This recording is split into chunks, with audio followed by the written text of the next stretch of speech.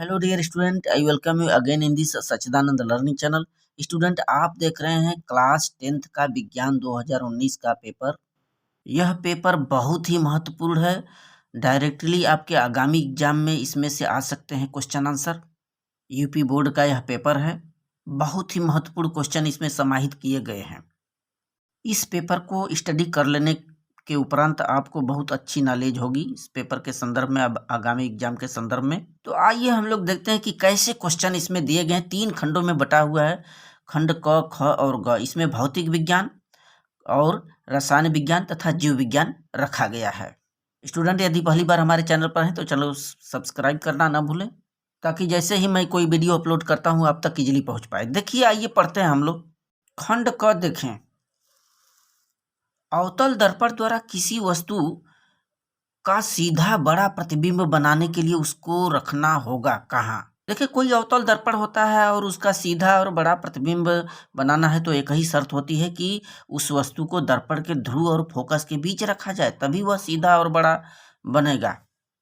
इसमें फोर्थ विकल्प राइट होगा। यहाँ पर देखें, हमने फिगर बनाया है, ये जो है ध्रुव है, यहाँ पर वस्तु रखी गई, इस फोकस दूरी और ध्रुव के बीच यहाँ पर वक्रता केंद्र है आपका। जैसे ही यहाँ पर हम रखते हैं और पीछे की तरफ यहाँ पर ये वस्तु का जो किरण है इस अवतल दर्पण पर पड़ेगा और इन दोनों को जैसे ही हम पीछे की तरफ मुड़ाते हैं तो इस तरह की आकृति प्राप्त होती है, जहाँ पर हमें सीधा बड़ा दर्पण के पीछे प्रतिबिंब दिखाई देता है। क्वेश्चन सेकंड देखें, भौतिक विज्ञान के खंड क का क्वेश्चन ख। देखें, निकट दृष्टि दोष से पीड़ित एक व्यक्ति को यह दोष दूर करने के लिए किस लेंस या दर्पण का उपयोग करना पड़ेगा। जानते हैं, निकट दृष्टि दोष में निकट की वस्तु तो उस व्यक्ति को दिखाई देती है लेकिन दूर की वस्तु दिखाई नहीं देती और उसके निवारण के लिए अवतल लेंस की आवश्यकता पड़ती है। सेकेंड वाला विकल्प इज राइट। निकट दृष्टि दोष में इसके निवारण के लिए अवतल लेंस यूज किया जाता है। याद रखें, बहुत ही महत्वपूर्ण क्वेश्चन है। ग का देखें, विद्युत ऊर्जा की इकाई है। विद्युत ऊर्जा की इकाई आप देख सकते हैं वाट सेकेंड होता है, वाट इंटू सेकेंड होता है। चौथा विकल्प इसमें सही होगा। फार्मूला आप लोग जानते हैं, विद्युत शक्ति का P बराबर W/T होता है। P बराबर W/T होता है, जहां पर जब आप तिर्यक गुणा करेंगे तो W की वैल्यू क्या हो जाएगी, P गुणित T। P का वाट होता है मात्रक और T का सेकेंड होता है, यानी वाट इंटू सेकेंड। ख का देखें, घ का, स्थिर चुंबकीय क्षेत्र में ध्रुवों के बीच किसी विद्युत धारावाही चालक पर लगने वाले बल की दिशा ज्ञात करने के लिए कौन से नियम प्रयुक्त किए जाते हैं। यहाँ पर 4 नियम बताए गए हैं, आप देखें। इसके लिए हम लोग फ्लेमिंग के बाएं हाथ का रूल अपनाते हैं। थर्ड विकल्प इसमें सही होगा। चुंबकीय क्षेत्र में ध्रुवों के बीच विद्युत धारावाही चालक पर लगने वाले बल की दिशा व्यक्त करना है तो इसके लिए फ्लेमिंग का बायां हाथ का नियम।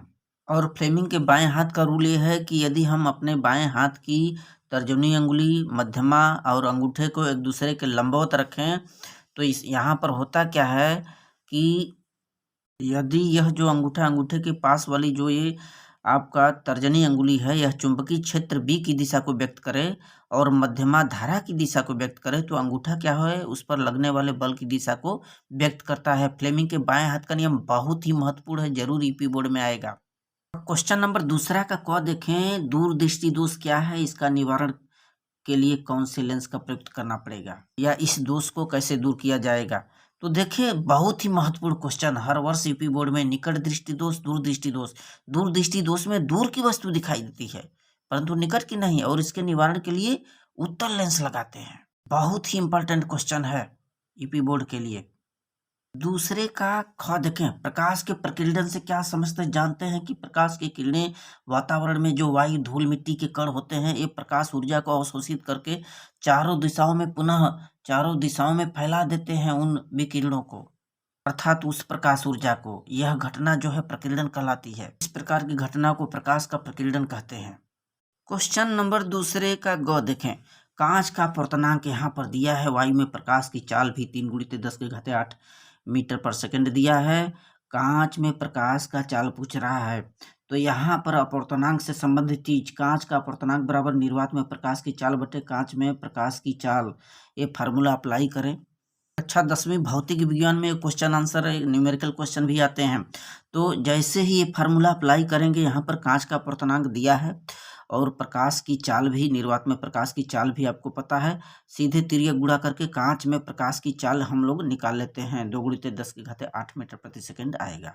तीसरा देखिए, बहुत ही महत्वपूर्ण, ये भी न्यूमेरिकल क्वेश्चन भौतिक विज्ञान का।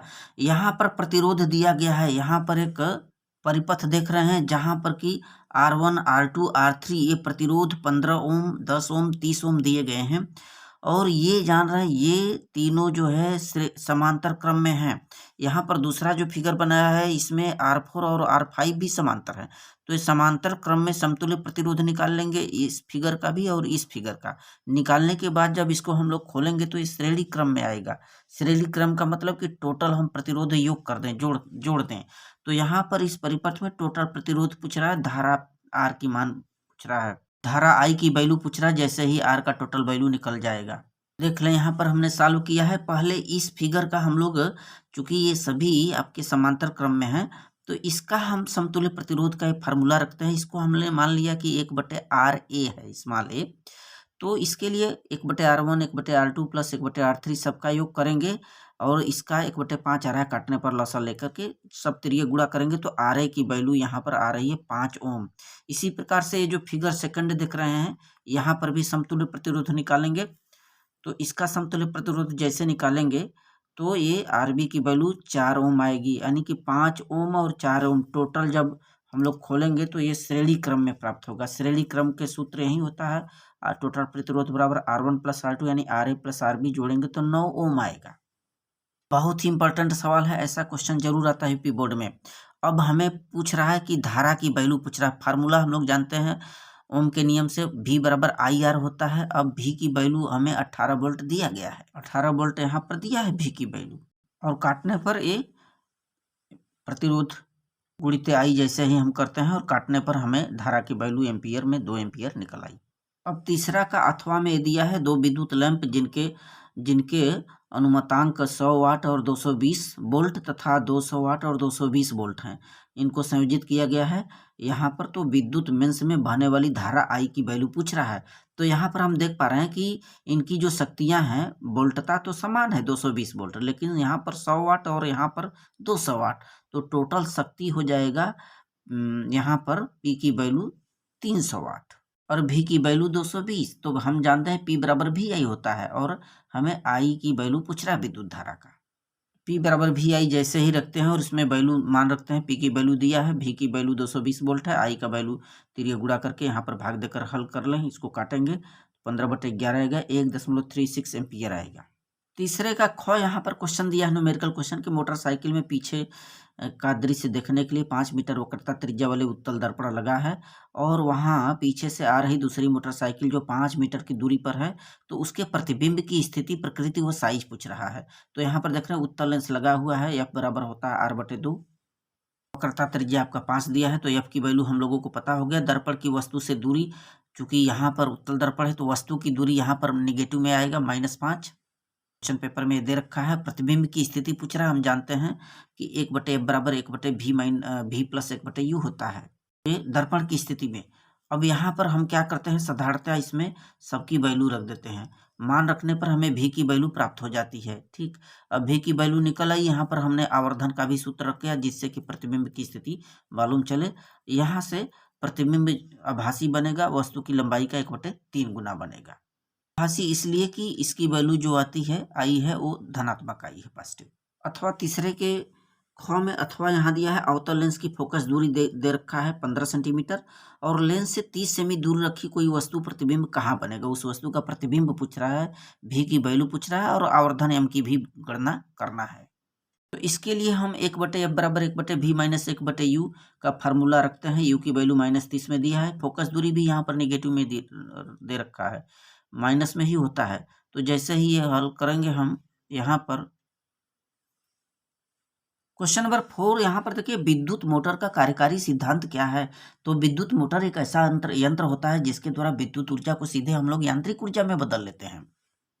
और इस सिद्धांत में क्या होता है कि एक कुंडली होती है जहाँ से धारा प्रवाहित करते हैं और यह कुंडली ऑटोमेटिकली ये घूमने लगती है क्योंकि यहाँ पर एक फोर्स लगता है।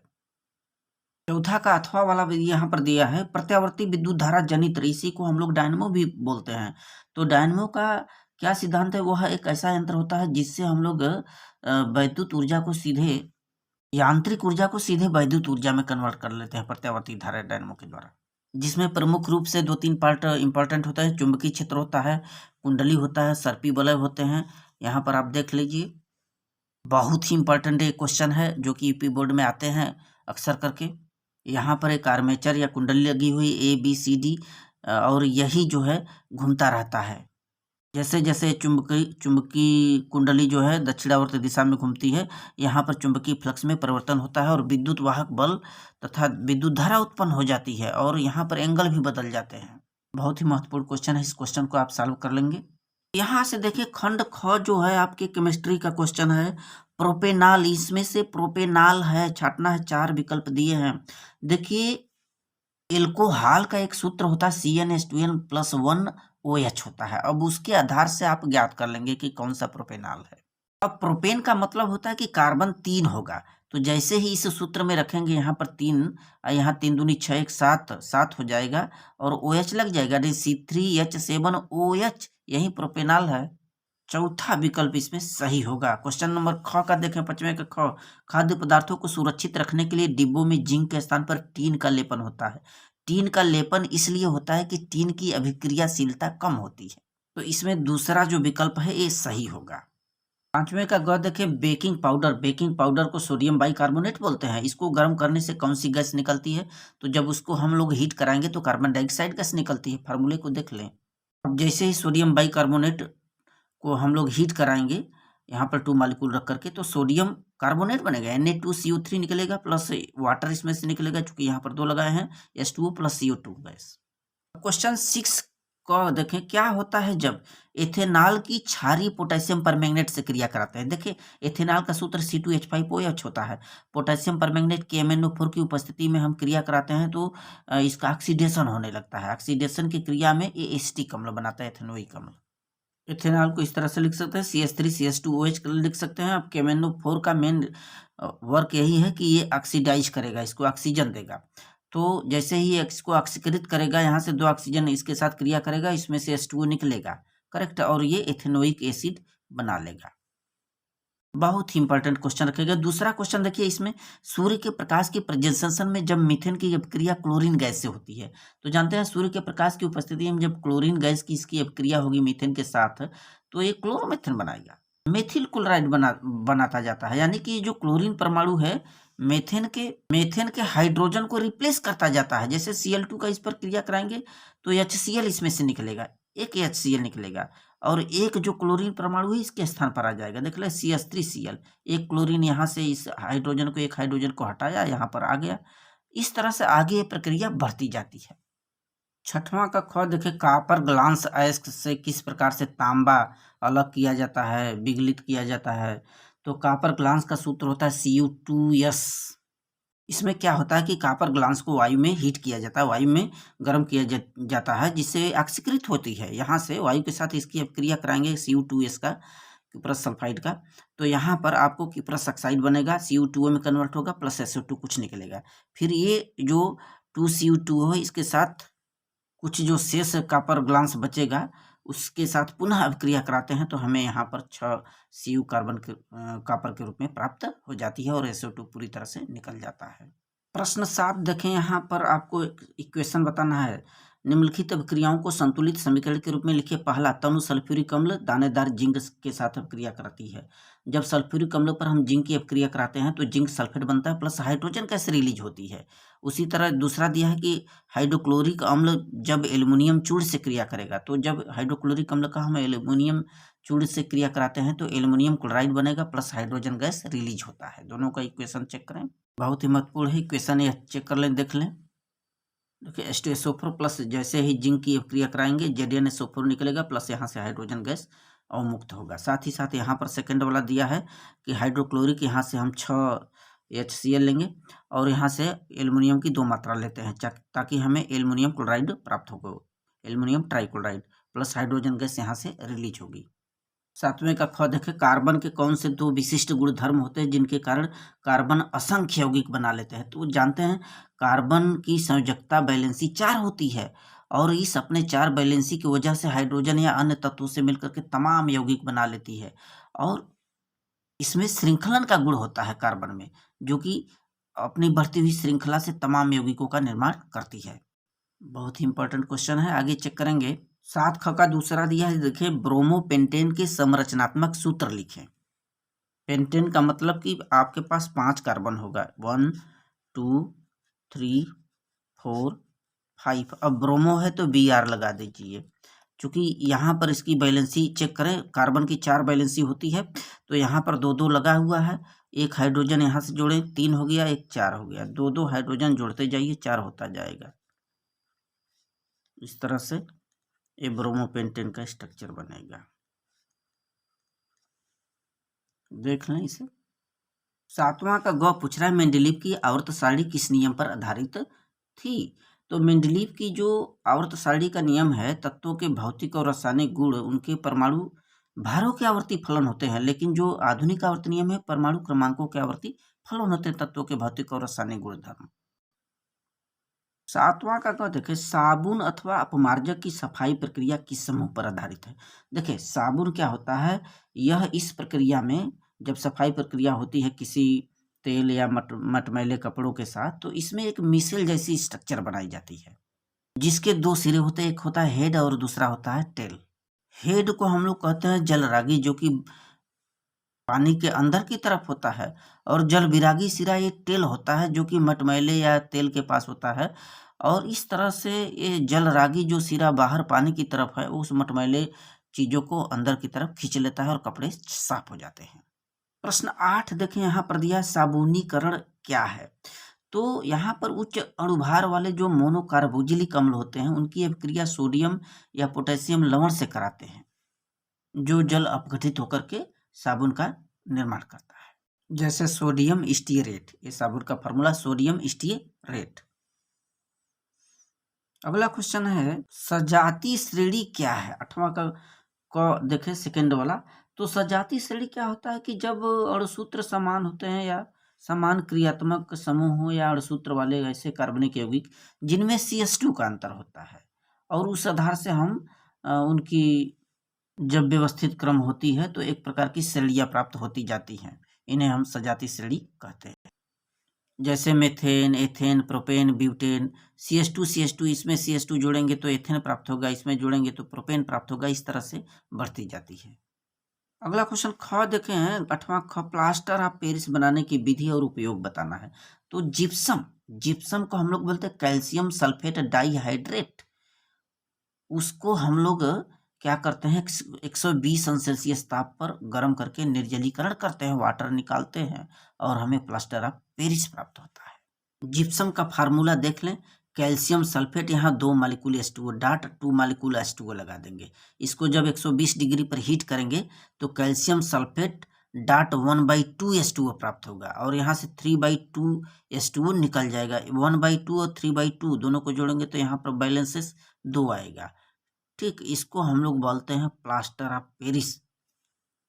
कैल्शियम सल्फेट का हेमीहाइड्रेट इसको बोला जाता है। यह जो है प्लास्टर ऑफ पेरिस, ये क्या करता है, जहाँ पर हमारी टूट फूट हो जाती हड्डियों का जोड़ने के काम में आता है, प्लास्टर किया जाता है, तथा मूर्ति और खिलौने बनाने के प्रयोग में आता है। अथवा देखें, यहाँ पर दिया है 8वां के क और ख अथवा के रूप में है, एथेनोइक अम्ल की स्थिरीकरण क्या है? देखिए जब कार्बोक्जिलिक अम्ल और एथेनॉल की अभिक्रिया हम सल्फ्यूरिक अम्ल से कराते हैं, सांद्र सल्फ्यूरिक अम्ल से कराई जाती है, तो एस्टर बनता है, और यह अभिक्रिया स्थिरीकरण कहलाती है। देख लें इसे एस्टरिफिकेशन को। यहाँ पर एस्टिक अम्ल के साथ एथेनोइक अम्ल के साथ सल्फ्यूरिक अम्ल यूज किया गया है सांद्र सल्फ्यूरिक अम्ल की उपस्थिति में।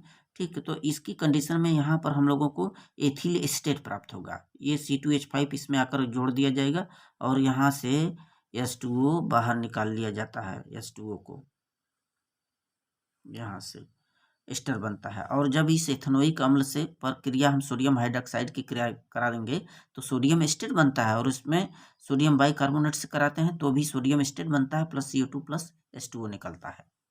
ख वाला देखें, अथवा का धावन सोडा बनाने की रासायनिक समीकरण देखना बहुत ही इंपॉर्टेंट है। सोडियम हाइड्रोक्साइड से कार्बन डाइऑक्साइड की क्रिया कराते हैं, तब हमें सोडियम कार्बोनेट प्राप्त होता है, जिसे धावन सोडा कहते हैं। जल की कठोरता को दूर करने के लिए धावन सोडा का प्रयोग किया जाता है। अब खंड ग यहाँ से जीव विज्ञान शुरू होता है। जीवाश्म ऊर्जा का स्रोत है। देखें, जीवाश्म ऊर्जा का सबसे बड़ा जो स्रोत होता है कोयला होता है, क्योंकि धरती से निकाला जाता है, मिट्टी पर्वतों से।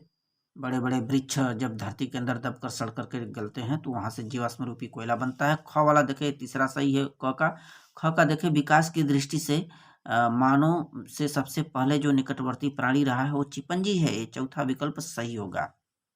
ग का देखे पुरुषों में लिंग गुणसूत्र होता है, XY होता है। पहला ही विकल्प यहाँ पर राइट है। और घ का देखें पित्त रस का स्राव कहाँ होता है? पित्त रस का स्राव यकृत में ही होता है। यकृत से निकल करके तब पित्ताशय में जाता है। सेकंड विकल्प सही है, यकृत में। 10वां का क देखें, यहाँ पर दिया है पौधों में वात रंध्रों की उपयुक्तता। तो रंध्र जानते ही हैं, जल का वाष्पोत्सर्जन करके पौधों से बाहर निकालते हैं जब उनके शरीर में अधिक जल हो जाएगी तो। साथ ही प्रकाश संश्लेषण के दौरान जो कार्बन डाइऑक्साइड और ऑक्सीजन का नियमन है वह इन्हीं रंध्रों के द्वारा होता है। 10वां का यहाँ पर ख दिया है कि मानव के हृदय का दायां और बायां भागों में बंटवारा होने से क्या बेनिफिट है, क्या लाभ है। तो इसमें होता है का जैसे ही ऑक्सीजन वहां पर ऑक्सीजनित होता है, अर्थात रुधिर में ऑक्सीजन की मात्रा वहां पर ली जाती है, तो वहां पर जो बी ऑक्सीजन है, यानी जहां पर ऑक्सीजन की मात्रा नहीं है, दोनों एक दूसरे से मिल नहीं पाते इसका होने से, और शरीर में ऑक्सीजन की कमी भी नहीं हो पाती। 10वां का ग देखें, यहाँ पर जीवों के जनन की विखंडन और खंडन विधि पूछ रहा है।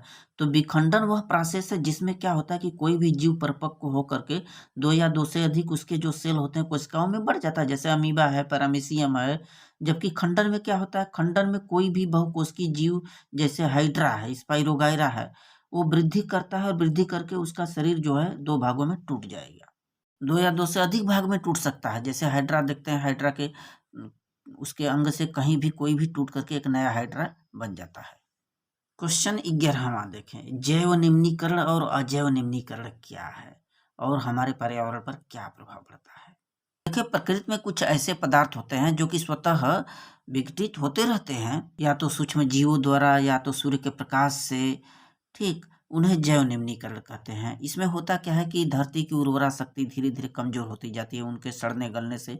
यदि वो धरती में मिलते जाते हैं और तमाम कीट पतंग मक्खियों का विकास होता है, मच्छरों का जो तमाम रोगों का सबब बनते हैं। और उसी तरह से अजैव निम्नीकरण क्या है कि ऐसे अपशिष्ट पदार्थ होते हैं जो कि रासायनिक अपघटन द्वारा विघटित तो हो जाते हैं लेकिन उनका कोई उपयोग नहीं होता है। वो भी सड़ गल करके शरीर ये धरती के अंदर तमाम प्रकार के विषाक्तता लाते हैं। जैसे कांच है, प्लास्टिक है, DDT है, ये पृथ्वी के स्वास्थ्य को और बिगाड़ते हैं। और जैसे ही जीव या कोई पौधा उनको ऑब्जर्व करता है, हमारे लिए घातक सिद्ध होते हैं। अथवा में यहाँ पूछा खाद्य जाल का एक स्थलीय परितंत्र का उदाहरण दीजिए। तो जैसे धरती पर ये तमाम वृक्ष, छोटे छोटे पौधे ये उत्पादक होते हैं। उन उत्पादकों को मेढक या कीट पतंगे खाते हैं। वो प्राथमिक उपभोक्ता होते हैं। जैसे चूहा, चूहा सीधे पौधों को खाता है। अब चूहा जो है प्राथमिक उपभोक्ता, चूहे को खाने वाला। जैसे सर्प यहाँ पर द्वितीयक उपभोक्ता बन जाएगा, सर्प को खाने वाला बाज तृतीयक उपभोक्ता बन जाएगा। 11वां का ख देखें, मनुष्य में ऑक्सीजन और कार्बन डाइऑक्साइड का विनिमय किस अंग से होता है? तो मनुष्य में कार्बन डाइऑक्साइड और ऑक्सीजन का जो विनिमय होता है हमारे फेफड़े में जो छोटे छोटे वायु कोष्ठक होते हैं, वायु कोष्ठों द्वारा O2 और CO2 का आदान प्रदान होता है। इसको आप अपने बुक में स्टडी कर लेंगे विस्तार से। बहुत ही महत्वपूर्ण क्वेश्चन है। अथवा में दिया है, अथवा में यहाँ पर देखें 11वां का अथवा हार्मोन्स क्या है? तो हार्मोन्स एक प्रकार के शरीर में रासायनिक सूक्ष्म पदार्थ होते हैं, रासायनिक पदार्थ होते हैं जो शरीर के तमाम होने वाली क्रियाओं पर नियंत्रण करते हैं। मधुमेह जो है हार्मोन्स की कमी से होता है। मधुमेह की बीमारी के लिए उत्तरदायी हार्मोन, तो इंसुलिन हार्मोन की शरीर में यदि कमी होगी तो मधुमेह बीमारी होगा। और इंसुलिन हार्मोन जो होता है वो अग्नाशय के लैंगरहैंस द्वीपिकाओं के बीटा जो कोशिकाएं होती है उसके द्वारा स्रावित होता है। लास्ट क्वेश्चन देखें, 12th आनुवंशिकता का नियम अथवा पाचन तंत्र का नामांकन चित्र बना करके वर्णन करना है। इसको आप चेक कर लेंगे। So thanks student.